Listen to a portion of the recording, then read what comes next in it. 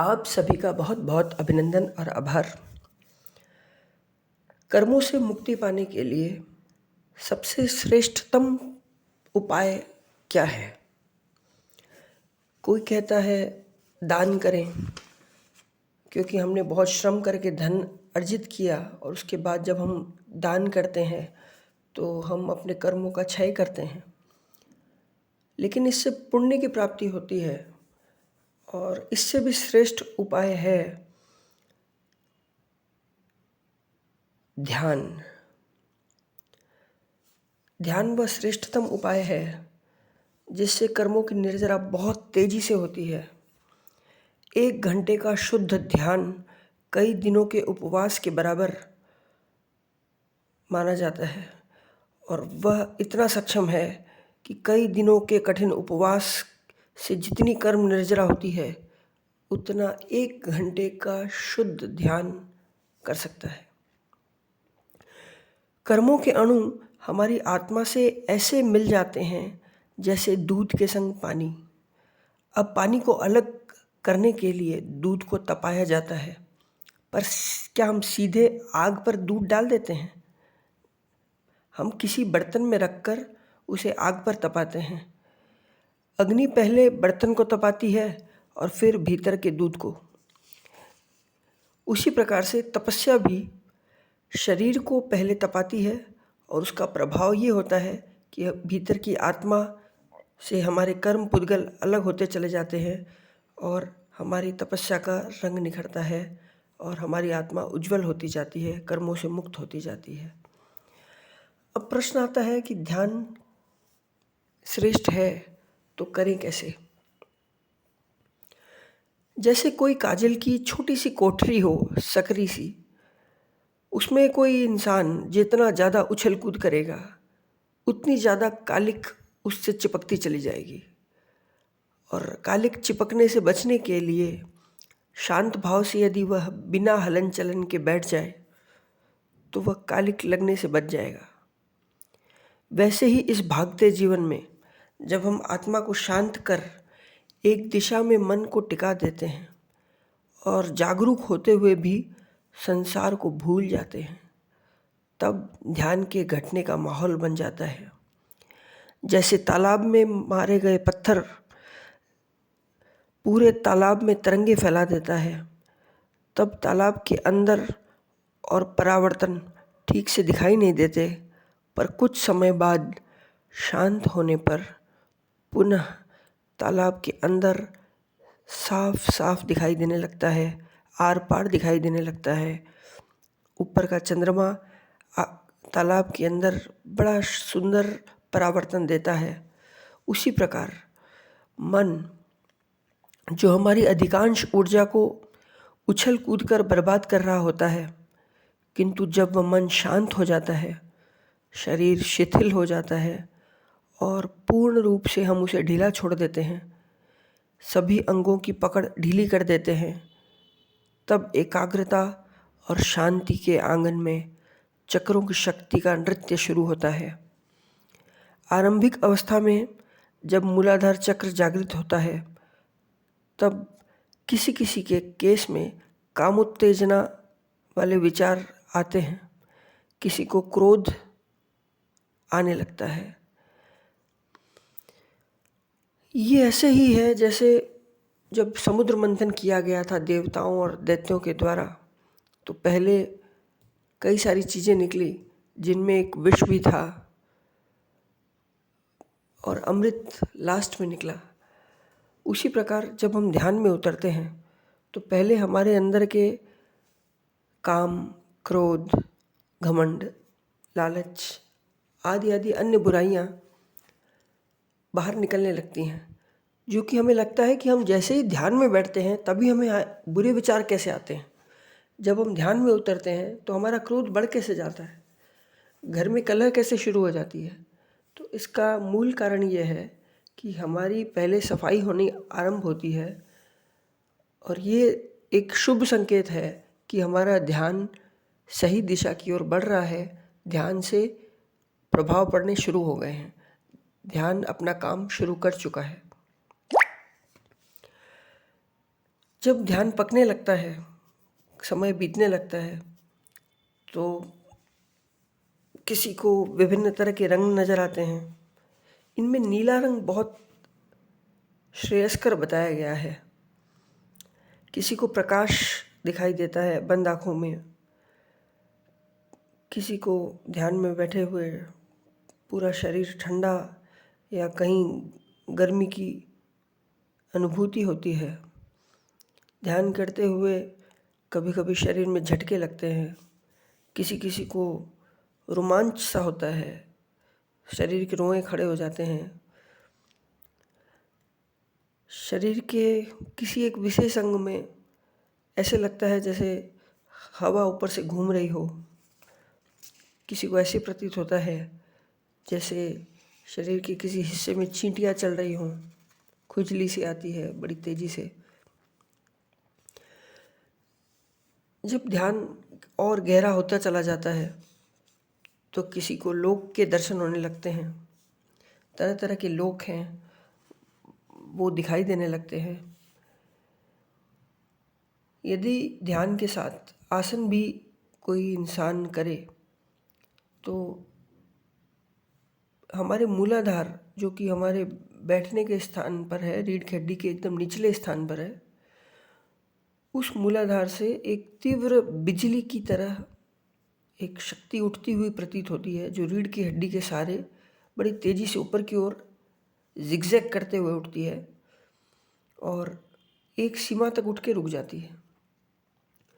जब हमारे सारे चक्र सक्रिय होते हैं और साफ होते हैं तो वह शक्ति नीचे से ऊपर तेज़ी से पहुंच जाती है, नहीं तो बीच में ही अवरुद्ध हो जाती है।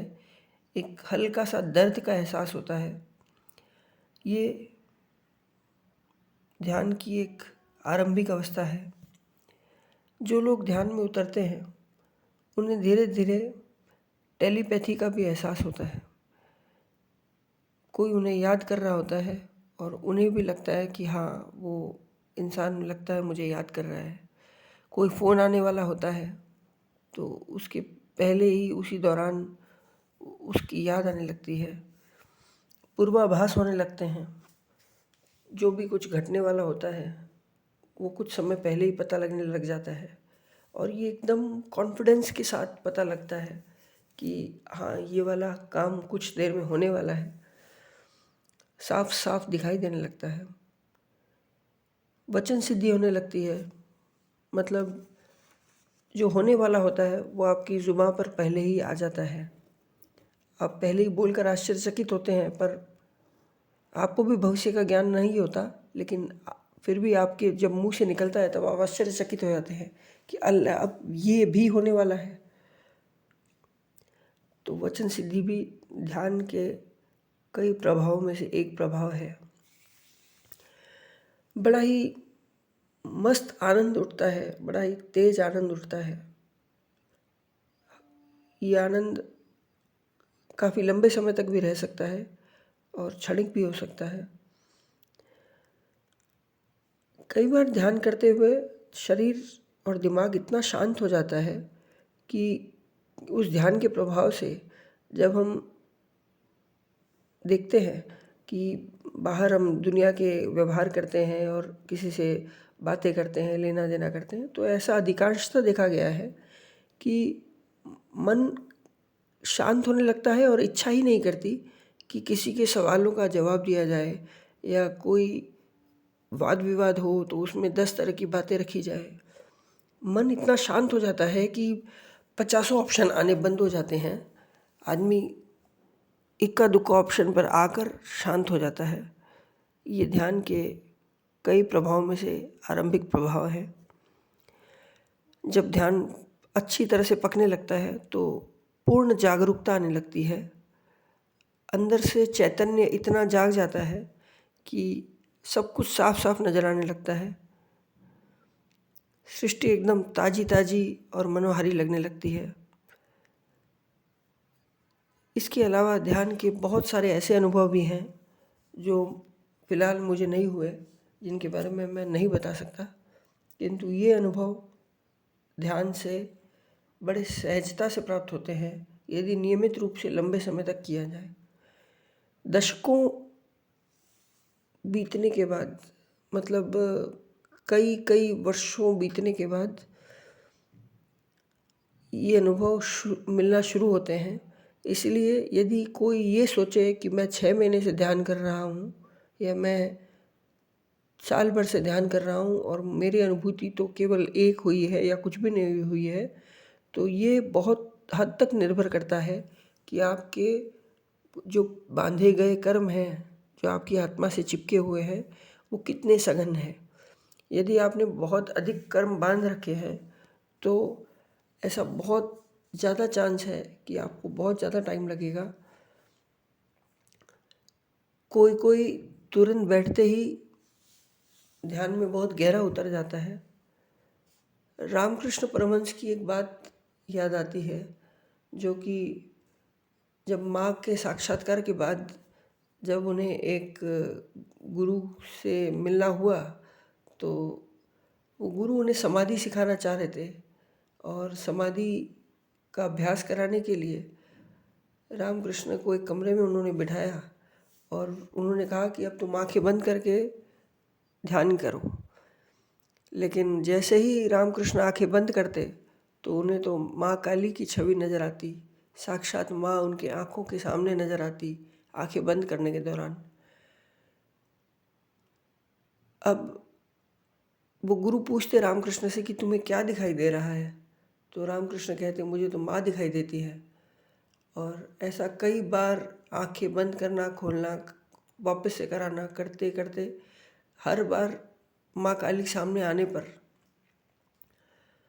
गुरु परेशान हो गए। उन्होंने कहा कि अब तुम माँ काली को विस्मृत करो, तब तुम ध्यान में उतर पाओगे। और विस्मृत करने में असमर्थ थे रामकृष्ण, तो उन गुरु ने पास ही पड़े एक नुकीले से सिकोरे का टुकड़ा, मिट्टी का सिकोरा होता है उसका टुकड़ा, ऐसा कुछ उठाया तीखा सा, और रामकृष्ण के दोनों भौहों के बीच मस्तक पर जहाँ आज्ञा चक्र होता है वहाँ जोर से खरोंच लगा दी। अब रामकृष्ण को कहा अब तुम ध्यान करो। फिर रामकृष्ण ध्यान करने के लिए आंख बंद किए। इस बार उन्हें माँ काली नज़र नहीं आई और वो इतनी गहरी समाधि में चले गए कि 3 दिन तक उसी अवस्था में रह गए, आंखें बंद किए हुए रह गए। गुरु बाहर चले गए थे, कमरा बंद कर दिया गया था। और 3 दिन बाद गुरु जब आए, जब इनका ध्यान पूरा हुआ, समाधि भंग हुई, तब जाकर उनसे बातें हुई और पता लगा कि पहली बार में ही जब इतना बड़ा प्रभाव देखा उन्होंने, रामकृष्ण ने, तो ध्यान की शक्ति अपार है। ध्यान से कर्मों की निर्जरा बहुत तेज़ी से होती है। हमारी आत्मा हमारे कर्मों को बहुत तेज़ी से छोड़ती हुई चली जाती है और बड़ी तेज़ी से शुद्ध होती हुई चली जाती है। ऐसा भी होता है कि जब हम किसी योगी, ध्यानी, शुद्ध आत्मा, तपस्वी, महात्मा, सच्चे साधु साध्वी के ऑरा के निकट बैठते हैं, उस समय यदि उनके साथ ही ध्यान किया जाए तो बड़ी गहनता से, बड़ी तेज़ी से वो ध्यान सफल होता है और हम ध्यान की कई सारी ऐसी अनुभूतियाँ कर पाते हैं जो अकेले बैठकर करने में न कर पाते। इसीलिए बड़े महान लोगों का साथ, महान लोगों की ऑरा का संगत बहुत श्रेयस्कर है। आप भले अकेले बैठ जाओ पर किसी गलत आदमी के साथ मत बैठो। आप भले अकेले ध्यान करो लेकिन किसी भी हल्के आदमी को अपने पास बैठने न दो। आप बैठो तो किसी महात्मा के पास, किसी साधु संत के पास, किसी तपस्वी के पास, किसी धर्मात्मा के पास। वहाँ बैठकर आपकी शक्तियाँ कई गुनी बढ़ सकती हैं। आपको ऐसे ऐसे अनुभव हो सकते हैं जो आपने कभी सपने में भी नहीं सोचे होंगे। ये अनुभूतियाँ ही हैं जो आपके साथ मैं साझा कर रहा हूँ। और ध्यान वो सीढ़ी है जो परमात्मा से मिलाने के लिए बहुत सक्षम है। चाहे वो भगवान महावीर हों, चाहे वो भगवान बुद्ध हों, चाहे कबीर हो, चाहे नानक हो, सभी ने ध्यान करके ही परम ज्ञान को, परम पद को पाया। भगवान शिव हमेशा ध्यान में रहते हैं। भगवान कृष्ण, जो भगवान विष्णु योग निद्रा में रहते हैं। भगवान ब्रह्मा जी हमेशा ध्यान में रहते हैं। तो ध्यान अपने आप में संपूर्ण है। इसके अलावा कोई और विधि को अपनाने की आवश्यकता नहीं है। लेकिन जब ध्यान हम सीखने लगते हैं, शुरू करने लगते हैं, उसके पहले ध्यान के साथ जप बहुत आवश्यक होता है। यदि हम दिन भर में 1 घंटा जप कर रहे हों और उसके बाद कभी भी 1 घंटा ध्यान कर रहे हों, तो ध्यान बहुत तेज़ी से फलीभूत होता है। जप हमारे शरीर के अंदर के सारे चक्रों को शुद्ध करता है, सक्रिय करता है, शक्ति का ऊर्ध्वगमन होता है।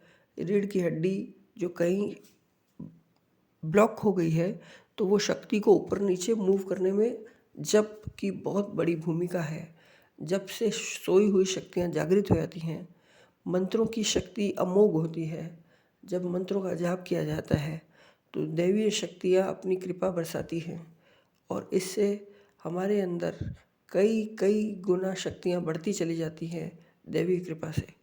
और जब उसके साथ दिन में कभी और 1 घंटा ध्यान किया जाए, उस ध्यान के दौरान जप नहीं करना है आपको, केवल ध्यान करना है। तो जब आप 1 घंटा ध्यान करते हो तो उसकी गहराइयों का अलग ही प्रभाव पड़ता है, क्योंकि जब से आपके पूरे शरीर की ऊर्जा सक्रिय हो चुकी होती है, कई गुना बढ़ चुकी होती है, और जब आप ध्यान में उतरते हो तो बहुत ही विलक्षण अनुभव होने लगते हैं। कई कई महान शक्तियों के दर्शन होते हैं। कई कई विचित्र विचित्र अनुभव होते हैं जो शब्दों में अविस्मरणीय अवर्णनीय है। इसलिए ध्यान हर धर्म अपनाता है। हर धर्म में ध्यान की महिमा बताई गई है। और यदि हर व्यक्ति 1 घंटा जप और 1 घंटा ध्यान करे तो मुझे ऐसा लगता है कि हमारे विश्व में अशांति की समस्या सदा के लिए ख़त्म हो जाए, शक्तिहीनता की समस्या सदा के लिए ख़त्म हो जाए।